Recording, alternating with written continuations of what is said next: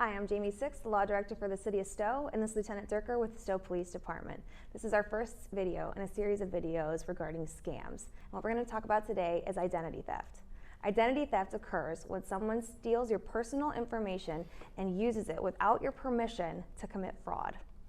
And Jamie, this is something that we see on a daily basis, where somebody calls to report their information was stolen, such as social security number, credit card information, bank information, where an immediate purchase was just made, or they had a loan taken out in their name, things of that nature.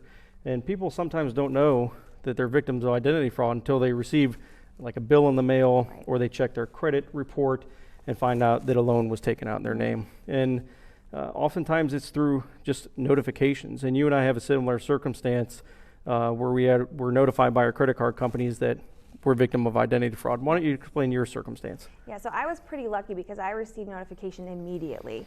I was in bed, it was about 3 o'clock in the morning, and I was alerted by my credit card company that a purchase of $400 had been made at Walmart.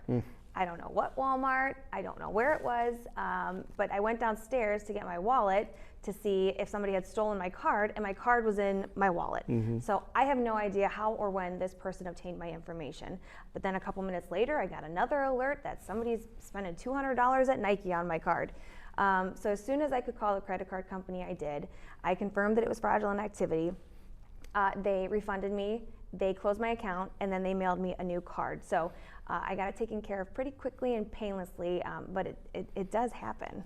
It does, and typically, you know, credit card companies and financial institutions will have their own fraud department investigate those things, but did you report it locally? I didn't. I thought I took care of it as much as it was gonna get taken care of, but I wish I would have, because I feel like maybe I missed something by not reporting it. Well, at minimum, at least call the police department and speak to an officer about what happened. You can make a police report that time if you choose. But you know, all that information is stored in the database through the federal database, which is good for crime statistics.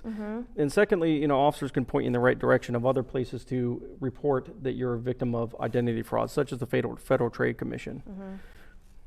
So let's talk about preventative measures. Yes. How can we prevent ourselves? What measures can we take?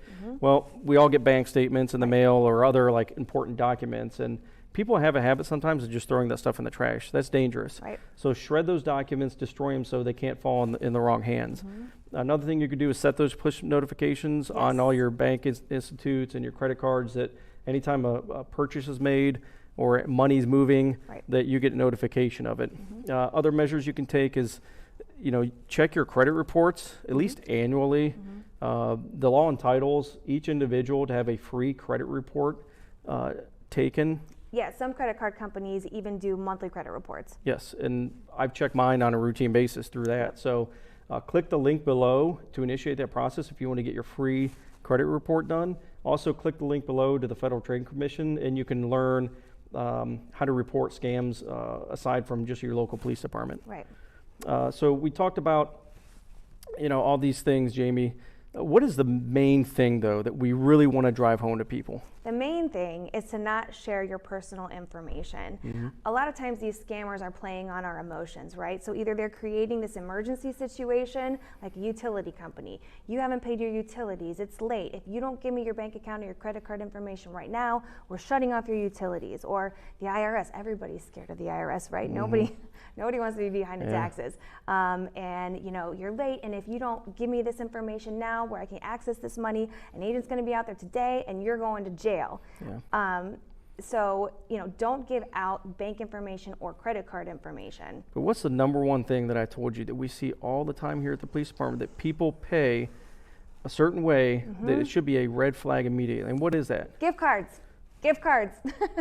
Whenever you receive a call from anybody, and it's anytime they say gift card, hang up the phone and call your police department. That's right. That is the most important thing. If you hear gift card, it's a scam. If you're not sure you're being scammed, call the police department, speak to an officer. We see it all the time, and we can help guide you through the process.